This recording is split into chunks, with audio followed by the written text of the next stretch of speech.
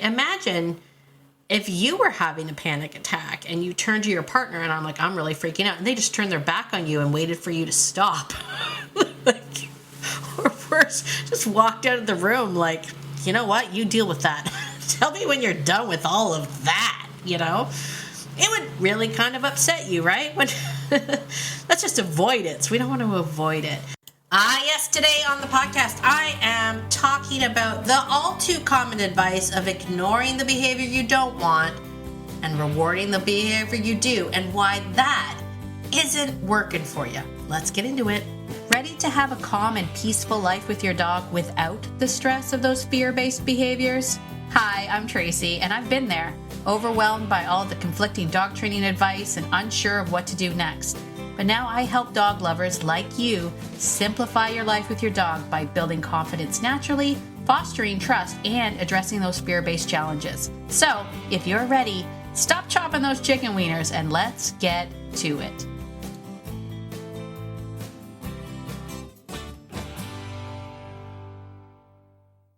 Hey there, friend. Guess what? The Calm Down Dog Boot Camp is coming back. And you know why I know you need this? Because I'm here to tell you, my friend, you don't need more obedience. You need more trust. Your dog needs to trust you. You need to trust your dog. But most of all, my friend, you need to trust yourself. And that is exactly what we're diving into in the Calm Down Dog Boot Camp. In this 3-day virtual experience, I'm going to show you how to shift from controlling your dog to actually understanding them and showing up as the calm and grounded leader they need you to be.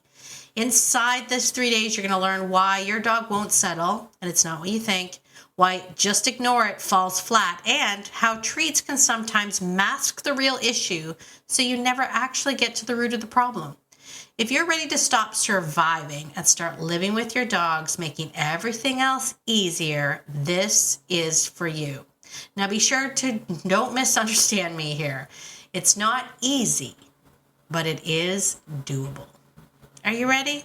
Let's do this thing. Join me for 3 days. Go to beyondobedience.ca/bootcamp. It's free, it's honest, and it might just change, everything. I'll see you there. Well, hello, my beautiful friend. It is Tracy. Welcome to Beyond Obedience, the podcast. Super duper welcome if you're brand new. If you're brand new, welcome. Welcome to Beyond Obedience. Hey, if you're brand new and someone sent this to you, give them my thanks, because I really love when people share the podcast with others, letting them know that we're here, we're out here just trying to do our thing. And I also wanted to just let you know that although it sounds like I'm anti-obedience, I'm not. I'm just beyond obedience. I believe obedience is important. It's English as a second language. It's teaching your dog. When I say this word, I need you to do this thing. It helps them cope in Humansville, and it allows us to have a shared language. And I am all about having a shared language. But let's not forget that your dog has a language as well. Your dog is speaking to you all the time. And I'm not just talking about the chihuahuas that are barking. I'm saying every dog is having conversations all the time. And sometimes, nay, a lot of the times, we are too busy talking to our dogs to hear what they're saying. So beyond obedience, we want to sort of flip the script, and we're going to start to take a look at us. How are we showing up? How are we communicating? What is our presence in the conversation affecting or influencing the conversation? Those are the kind of things that we're talking about here at Beyond Obedience. And if that's something that you're interested in, then hey, welcome. You're one of us now. Come on in. The water's warm. I was looking for my water. I will tell you again, I'm in the podcast room. Excuse me. It's still sounding a little tinny because my son Ben moved out and we used to share this room. Okay, it was his room. It's my child's bedroom. Now I'm being fancy and I'm calling it a podcast studio because I'm leveling up. It's all in an attempt to make me feel better that my kids are moving out. But But now that he's taken all of his stuff, it's an empty room. So it sounds like I'm in a hollow can. So I apologize for that. That'll get better. It'll get better sooner or later. Hold on. But I also wanted to mention that we are taking some chances again today, because joining me in the podcast studio is the new puppy Gunther and his sidekick Nike. So they are currently down here. Now, they were wrestling. It appears that they have stopped. So we have a brief moment where you and I can talk dogs for a second. So let's get into it. All right. This was something that came up actually quite recently. And if you're inside the Fearless Framework, or you're one of our current student members inside our community, our student community, you know that I've already done a video on this. But I thought it was a good tip to share here on the podcast as well, because it's one of the most common pieces of advice that is given, I think, when it comes to dog behavior, in particular, how to stop a bad behavior. So if you've ever Googled how to stop a bad behavior, chances are you were given some advice like ignore the bad stuff and reward the good stuff. Meaning, don't punish the bad stuff, just ignore it, and then as soon as your dog offers you up a behavior that you like, quickly reward that. And I will tell you that this comes up so often in consults. In particular, where it comes up a lot is for dogs that are jumping, right? Dogs that jump on you. And the owners will come in, they'll be like, I was told to ignore the jumping and just wait till they sits down and then give him the treat. But he just kept jumping and jumping, and they'll show me their arms that are all scratched up, and then their back is all scratched up because they were like, I turned my back and everything. It just made it worse. And the truth of the matter is in particular, especially depending on like what is the emotion behind the jumping, anxious or over aroused dogs are going to struggle with the whole just ignore the behavior, right? Just ignore that anxiety that your dog is having. So while this approach is well-meaning, and I kind of get it, I think it's deeply incomplete. It's not the full answer. I'm not saying I completely disagree with it, but what I am saying is it's not the full answer. And we've been remiss on telling you the actual full answer. And the reason why is because ignoring the behavior doesn't reduce the stress or the anxiety, right? If you have a dog that is really stressed out or anxious or fearful or all those things, and they're jumping at you like, thinking that they're going to die, right? And you're just standing there staring at them, ignoring them, they're like, why are you ignoring me? Like, it's going to escalate that emotion behind it because they're not getting anything from you. Right? Dogs that bark and whine and acting out in that way, they're not doing it to annoy us. You know, in a lot of cases, they're asking for support. Lots of times they're asking for clarity, right? They're like, what am I supposed to be doing here? And you're just standing there staring at them or turning your back on them, leaving them emotionally stranded, right? So this is where we miss a massive opportunity, right? Because we're not actually partnering up with them when they're having this panic attack or anxiety attack, right? Imagine if you were having a panic attack and you turned to your partner and I'm like, I'm really freaking out. And they just turned their back on you and waited for you to stop. Or worse, just walked out of the room like, you know what? You deal with that. Tell me when you're done with all of that, you know? It would really kind of upset you, right? Let's just avoid it. So we don't want to avoid it. So the reason why this came up with me very, very recently is because, again, if you haven't heard, got a puppy. His name's Gunther. He's everything. He's absolutely everything. He's a German Shepherd. And as I mentioned, if you're a student in the student community, you get to follow along. I'm giving you all of the good, the bad, and the ugly of everything that I am learning as I raise this dog. And the very first thing that came up is, dun, dun, dun, Gunther doesn't like his crate. What? I know. He doesn't like his crate. That is very, very common. I don't think I've met a dog that actually loved their crate from the beginning, There's not very many that are like, yes, put me in this small box by myself. I love it. They don't. Dogs, as you know, are highly social creatures, and as such, they don't like being by themselves. That's just the thing about dogs and other highly social creatures. So, that didn't shock me that he didn't like it. We obviously figured that out when we first, I am going to say it this way. I'm saying it this way, my friend, because I want you to sort of step into the mindset of a puppy. So when we first ripped this puppy from its normal life, from its existence, from everything that he knew to be normal, from the day he was born, the smells and all the things that were starting to develop this brain, we took him from that. We took him from his mom. We took him from his brother, because there was one sibling left with him. We took him from that. We took him from this place where, you know, they were so well cared for and so well loved. They had so much stuff. They had their routines. They had all this stuff. And one day, some stranger comes along, sits there and pets him and whatnot, then picks him up and stuffs him in a crate in the back of a van and says, guess what? This is your new pack. Let's go.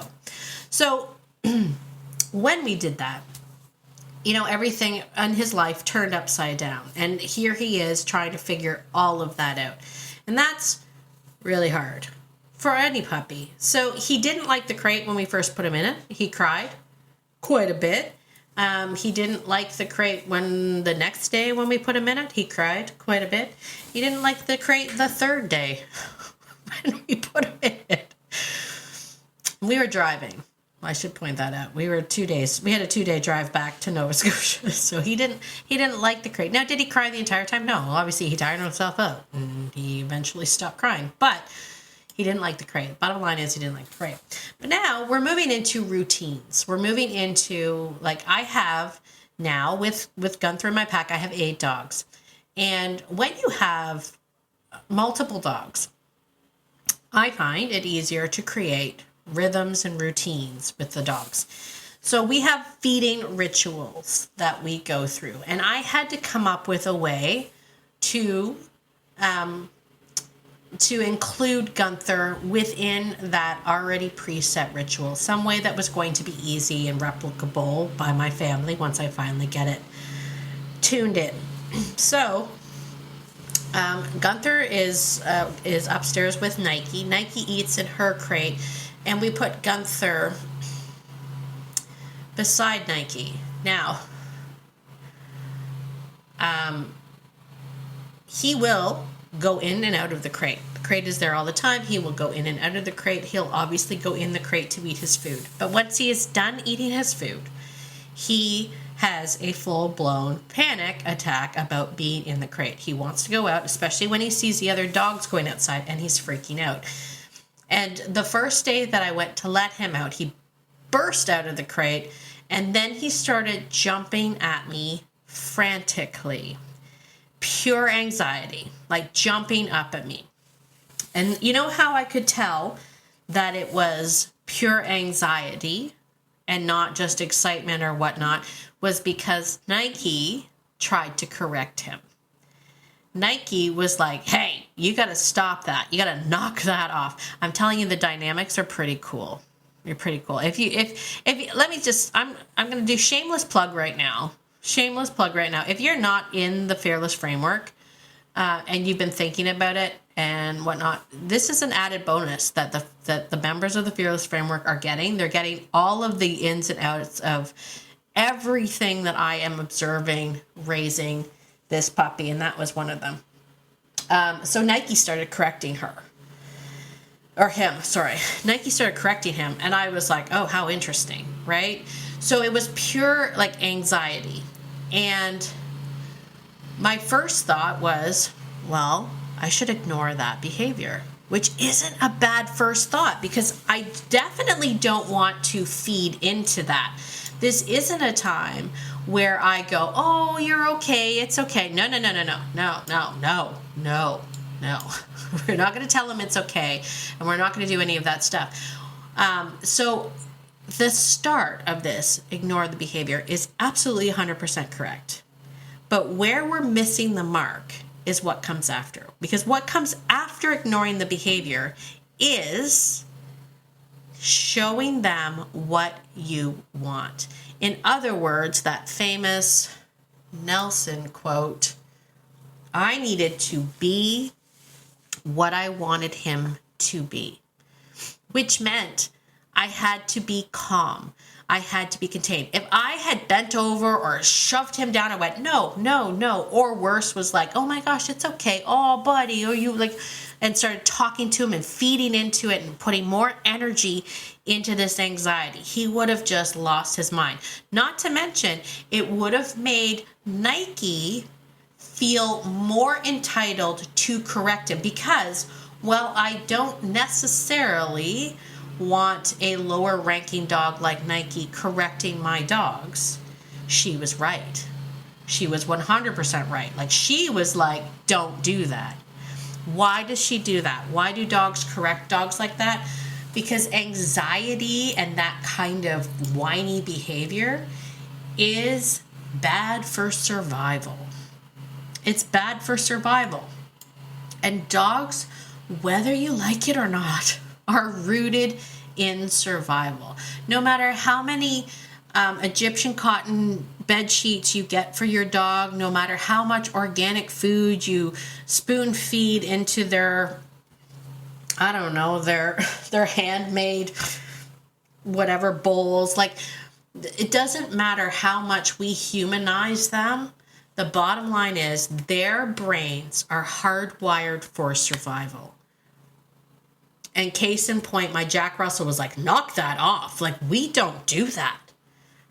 Like, we don't act that way because that is dangerous. We can't have anxiety-ridden behavior. You're making us vulnerable. So what I had to do is I had to be what I needed the dog to be, which meant I did ignore the behavior. I didn't look at him. I didn't push him down. I didn't put any more energy. I didn't even talk to him. I walked out the door. And he's following me and he's trying to jump on my leg. And I just walked out the door. And then I immediately went into perimeter checking the yard. We immediately went off to perimeter check the yard. And I just was walking and all the other dogs were milling around and they're doing their pee breaks. And some of them were already perimeter checking and some of them were having a poop and doing all the thing. I just walked. I just kept walking until he started walking. And you could see the anxiety leave his body. And next thing you know, he's looking around and now he's back in himself, right? Anxiety kind of pulls the dog out of the moment into this, like, you know, into their heads instead of like grounding them back to where they are. So now all of a sudden you can tell I'm back now. I can feel the ground on my feet. I can smell the things. He now is seeing the other dogs. Oh, what are the dogs doing? Oh, the dogs are just doing this. And before I knew it, he was following me. He went and had his pee and his poop, and he was looking at things, and he was back to his normal self. And that's what I've had to do. Now, we've had him for a little bit now. I've had to keep doing this, and every day that I do it, it becomes less and less. The anxiety is still there. The idea that he wants to burst out of the crate is still there.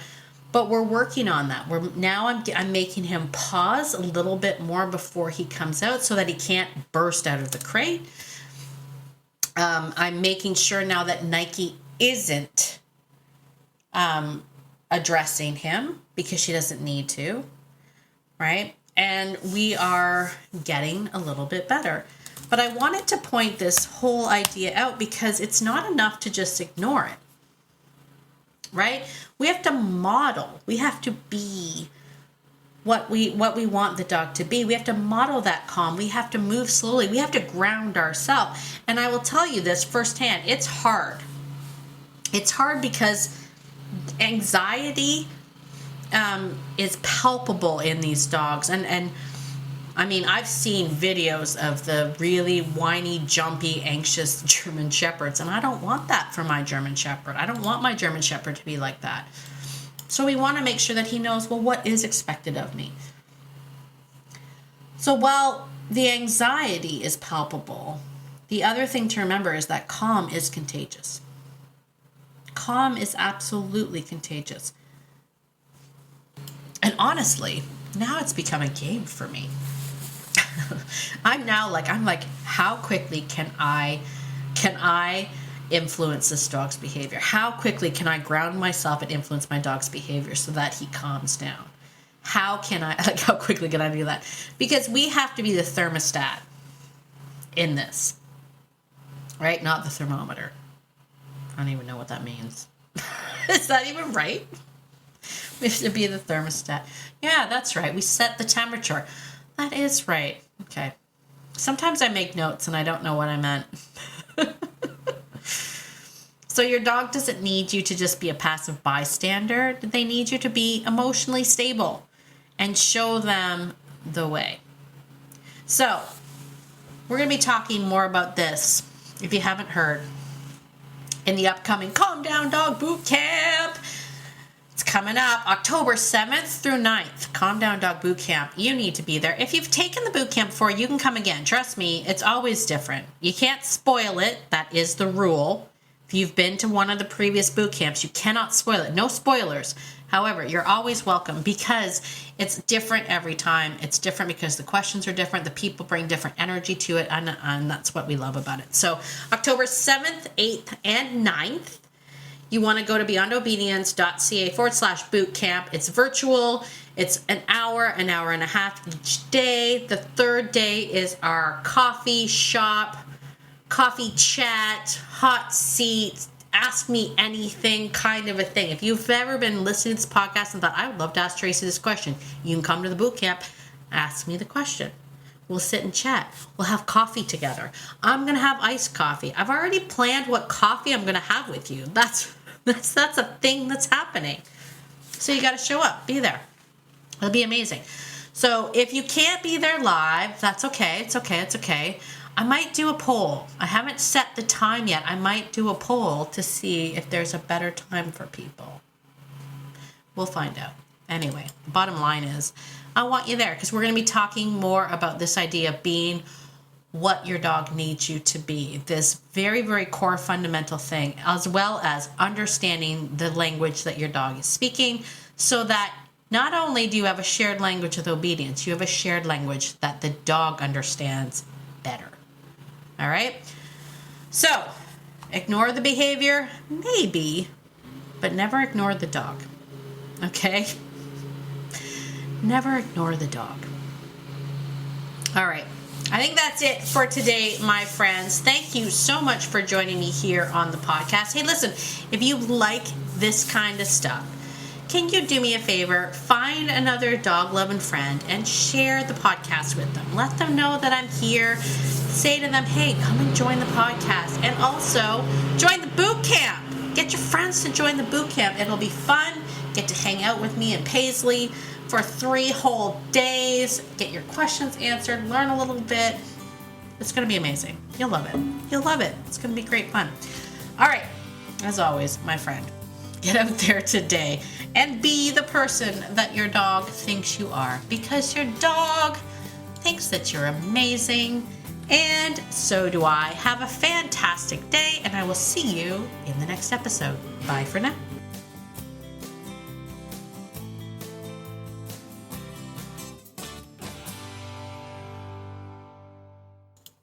Oh, and one more thing. This podcast is meant for entertainment and education purposes only. It's not meant to replace hands-on professional training. If you're really struggling with your dog, please reach out to a professional in your area. All right, I think that's it. Bye for now.